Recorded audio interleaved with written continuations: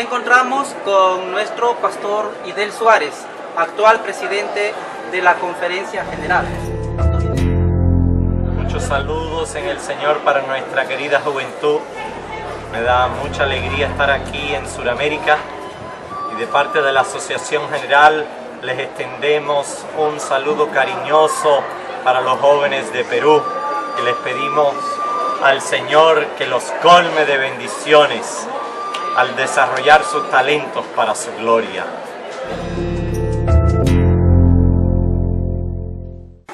Pastor Idel, nuestra iglesia cumple 100 años de fidelidad a Dios. ¿Cuál es su sentir?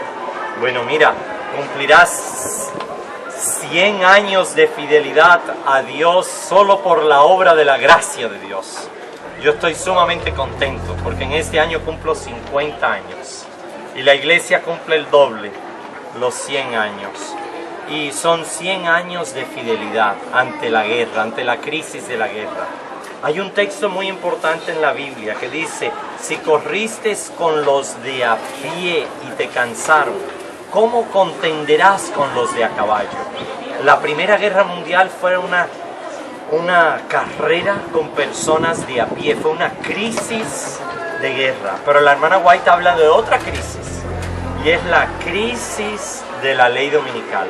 Este movimiento de reforma se ha portado siempre fiel en la crisis de guerra, la Primera Guerra Mundial, la Segunda Guerra Mundial y todas las demás guerras. No hemos participado en ellas, pero ahora viene la gran crisis de la ley dominical. Otras iglesias que no han sido fieles en estas guerras mundiales ya no pueden competir contra jinetes a caballo. Ahora tendremos que competir contra jinetes a caballo. Y solo conozco un ser humano que corrió más rápido que un jinete a caballo. Y que muchos caballos y carrozas. Y ese fue Elías. Yo le oro a Dios que la juventud hoy pueda experimentar lo que dice la palabra de Dios. Que volverá el corazón de los hijos hacia los padres y de los padres hacia los hijos. Que puedan ser fieles en lo poco para que Dios los ayude a ser fieles sobre lo mucho. Que sean fieles en las crisis pequeñas de su vida para que puedan enfrentar la crisis grande que se avecina. Aquí en Perú, Carlos José es recordado como un pionero de la Reforma. ¿Usted recuerda algún pionero, algún mártir de la Reforma? Ya, mártires obviamente no pude conocer porque no había nacido, pero pioneros sí, sí tuve la dicha. Yo conocí a Carlos José, conocí a Carmen de León, conocí también al hermano Ringelberg, padre, pero tuve la dicha de conocer a dos pioneros que fueron cortados de la iglesia adventista. Sus madres fueron cortados de la iglesia adventista en el año 1914. Uno de ellos fue Oscar Kramer. Oscar Kramer. Fuimos buenos amigos, conversamos mucho. Cuando fui elegido como secretario de la Asociación General, él todavía vivía y yo lo llamaba y le hacía preguntas. Y él ha escrito varios tratados. Mi experiencia es una, otra es mi vida. Y él cuenta de cómo en un sábado el pastor se puso adelante en la iglesia de Bremen y predicó y testificó que los adventistas no podían ir a la guerra, porque el hermano Richter, que era anciano de ahí, ya había salido huyendo. Y luego el siguiente sábado, ese mismo pastor Staubert cambió su posición y dijo que había que obedecer al gobierno y había que ir a la guerra. Oscar Kramer era de Alemania y él vino a los Estados Unidos en los años 30 y allá fue presidente de la Unión Americana y fue una gran bendición la labor del querido hermano Oscar Kramer. El otro pionero que conocí del año 14 fue el hermano Berth en Suiza y nos sentamos y me pudo contar de cómo vino ese gran problema a su iglesia y cómo muchos miembros de la iglesia fueron cortados, inclusive a su madre. La madre del hermano Berth la cortaron y también la madre del pastor Kramer, que era pues de otra ciudad allá en Alemania. Y es una dicha poder leer los recuentos. Ahora sí tenemos, y es bueno que la juventud te indague en su país, tenemos las notas biográficas del pastor Otto Welp, que fue el primer presidente de la Asociación General, que aparece en el protocolo de Friedenszug. Tenemos las notas biográficas de él traducido al castellano. En las notas biográficas del pastor Oscar Kramer, del hermano Leidig. Yo no lo conocía a él, pero él era sueco, o sea, vivió en Suecia, era alemán y vivió en Suecia. También tenemos la experiencia biográfica de él ante la guerra, y de la Primera Guerra Mundial, porque de la Segunda Guerra Mundial sí, pues conocí a muchos más hermanos que pasaron de concentración, y él fue el que me ungió a mí como pastor. Conocí también al pastor Gutnick. Él llegó a ser soldado nazi, y siendo soldado nazi aceptó la verdad. Conocí a Esther, que era la novia de Anton Berger. Ella pues nunca se volvió a casar, y la conocí en el año 83, yo era jovencito. Anton Berger fue asesinado en el campo de concentración por los nazis. Era de Austria y ella era de Italia. Ya de la Segunda Guerra Mundial muchas personas todavía quedan con nosotros y que sobrevivieron ese tiempo tan terrible. Pero de la Primera Guerra Mundial, eso es lo que estamos celebrando, los 100 años. Y debemos mostrar que la razón por la cual surge la reforma era para mantener la ley de Dios. Era para comprobar que era posible en tiempo de guerra guardar la ley de Dios. Y Dios los ayudó. Y después de esa guerra, que fue del 14 al año 18, se reunieron los hermanos en Alemania en 1919 y contaron sus experiencias. Tenemos los artículos del Guardián del Sábado en alemán que cuentan. Un hermano cuenta, por ejemplo, de que estaba en la cárcel, había sido puesto ahí sin comida para morir, y ahí pasaba un ratoncito y le daba que comer. El pastor Oscar Kramer nos contaba experiencias así que él oyó en 1919 en ese congreso lindo que hubo en Alemania. Y así cada hermano contaba cómo Dios los había librado. Claro, murieron muchos y no sabemos exactamente cuántos. Y es necesario, pues, en este año tratar de encontrar más nombres de mártires de la Primera Guerra Mundial.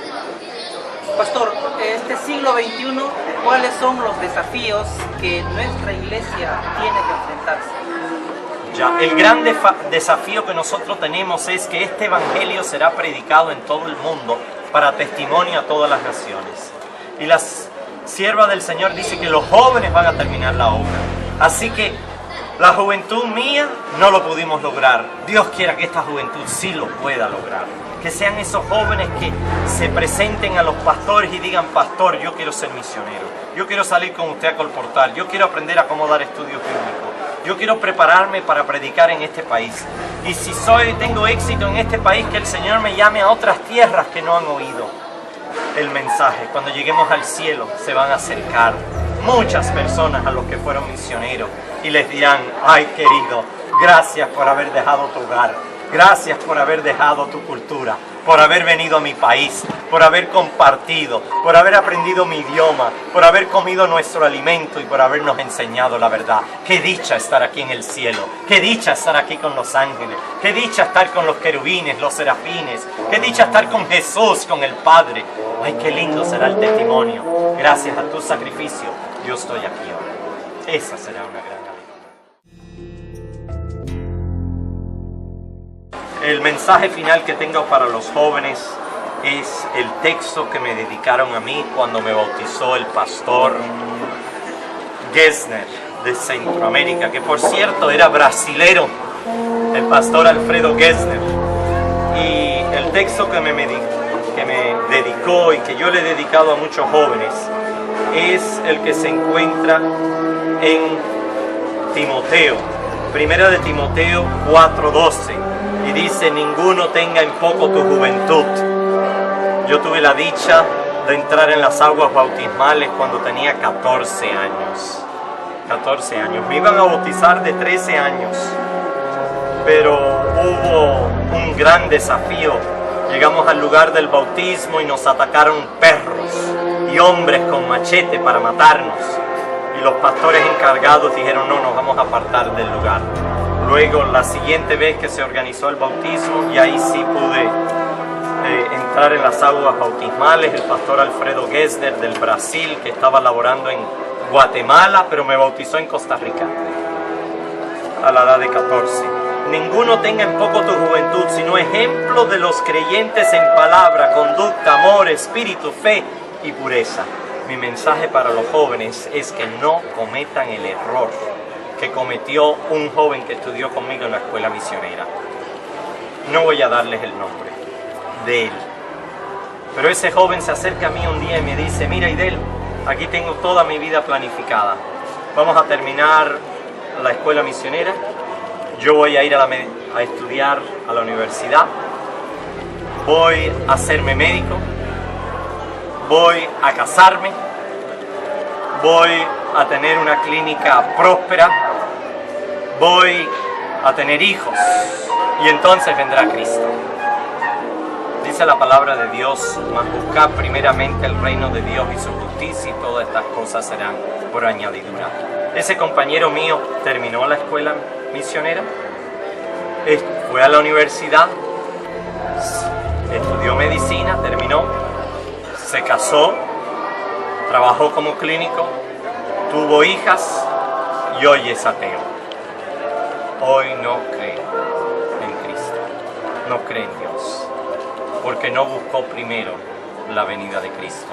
Querido joven, no esperes a ser viejo para entregarte a Dios. Búscalo ahora en tu juventud. Bueno le es al joven llevar el yugo en su juventud. Los que me encuentran me buscan de mañana, dice el Señor Jesús. Y este compañero abandonó la venida de Cristo y la dejó para el final. Cuando llegue Cristo, si no se arrepiente, será muy tarde para él. No te encuentre a ti de sorpresa. Hoy busca al Señor, porque cuando Él venga sonará la trompeta, como esa trompeta que oímos. Cristo mismo va a sonar una trompeta anunciando su regreso a la tierra, y entonces nos uniremos con el Señor.